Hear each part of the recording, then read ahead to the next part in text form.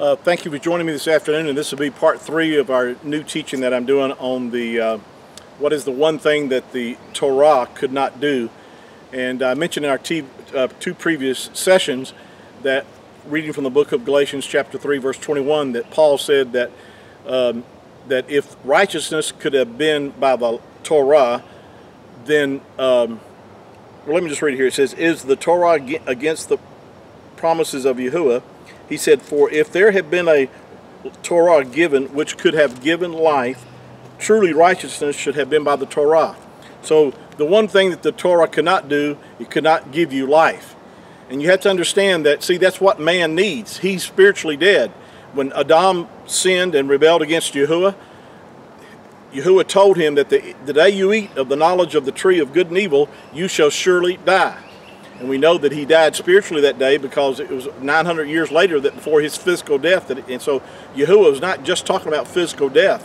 He was talking about a spiritual death that Adam took on and no longer had life in him, no longer had the Ruach of the Spirit of Yahuwah in him. And so that's what the Mashiach has come to give. He said, "I am come that you might have life," and that life is found in the Ruach, in the Spirit of Yahuwah. Now, so the Torah could not give you, could not produce that. So Paul is writing here in the book of Galatians, and I read in our last session, verse 2, it says, he said, "Did you receive the Ruach by the works of the Torah?" In other words, he's really saying it like this. He said, "Did you receive the Ruach, or the Spirit, by keeping the Torah? Is that how you received it?" You know, of course, the answer to that is no, you didn't. Or by the hearing, or did you receive by the hearing of faith? And then he sort of rebukes them here. He says in verse 4, "Have you suffered or allowed so many things in vain, if it yet be in vain? He therefore that ministers to you the Ruach and works miracles among you, does he do it by the works of the Torah or by the hearing of faith?" In other words, he's saying, those that do work miracles among you and signs and wonders, do they do it by the works of the Torah, or are they doing it by the hearing of faith? Of course, the answer to these questions is, of course, by faith. And then he says in verse 6, "Even as Abraham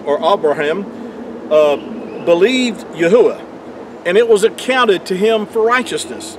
Now he's making a comparison here about Abraham and about us. Even as Abraham believed Yahuwah, and that was accounted to Abraham for righteousness. "Know you therefore that they which are of faith, the same are the children of Abraham." In other words, if you're of faith, you're the same as the children of Abraham.